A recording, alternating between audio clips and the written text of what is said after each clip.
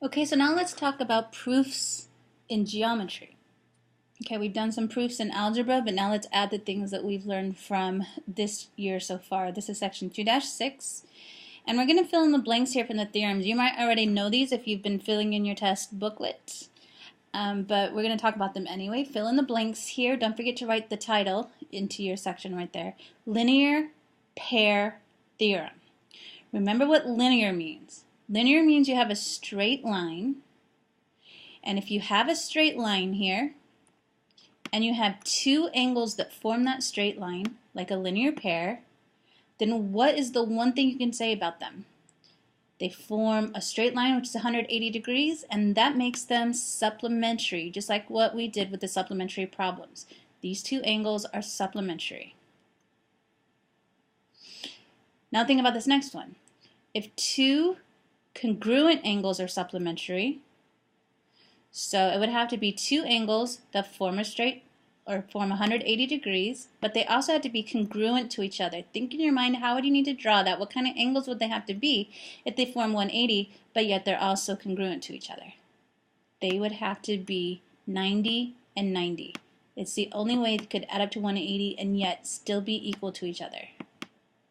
So they would both have to be 90-degree angles or right angles.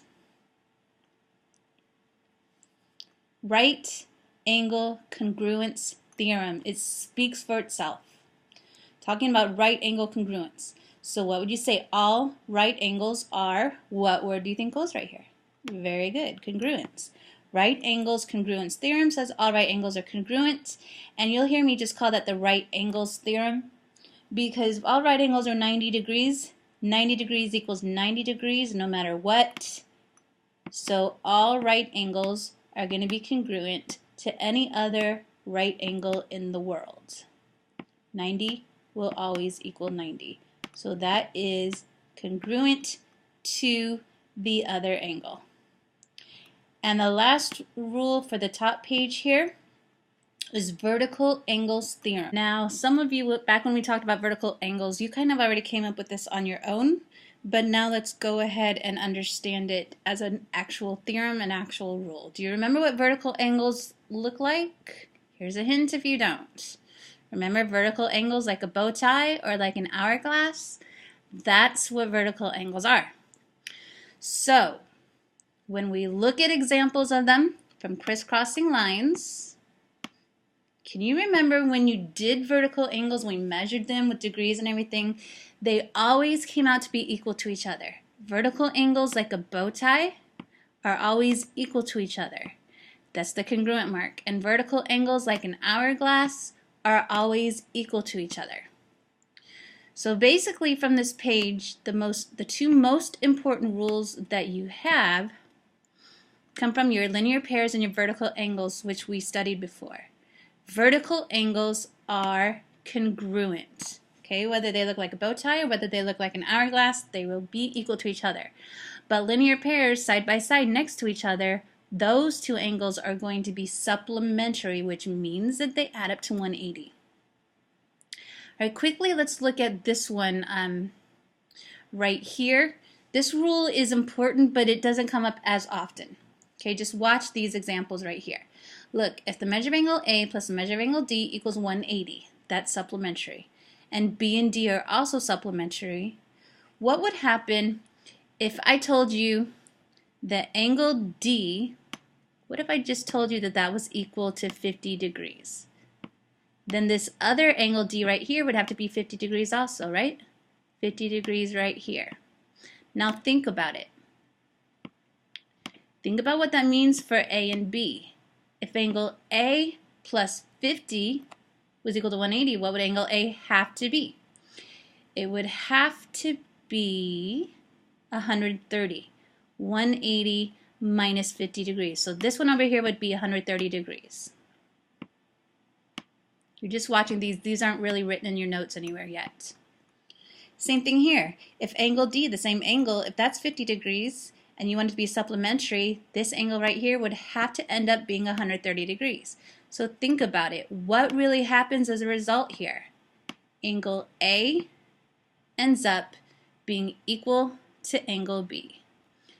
angle A is congruent to angle B. Whenever they're both supplementary to the same angle, which will be the same degrees in both equations, whenever they're supplementary to the same thing, that means they have to end up being equal to each other. Same thing happens for complementary. Same thing happens for complementary here. Okay, if x is and m add up to 90 and y and m add up to 90, that means they're complementary. So suppose that m here was 70 degrees. Okay? Suppose the angle m is 70 degrees. Well, this angle m, the exact same angle, would have to be 70 degrees also. It's the same angle.